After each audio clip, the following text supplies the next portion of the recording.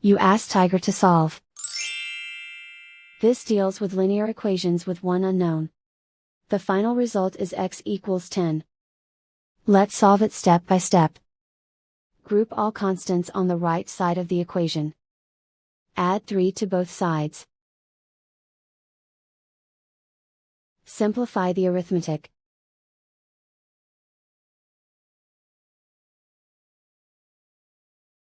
Isolate the x. Divide both sides by 7.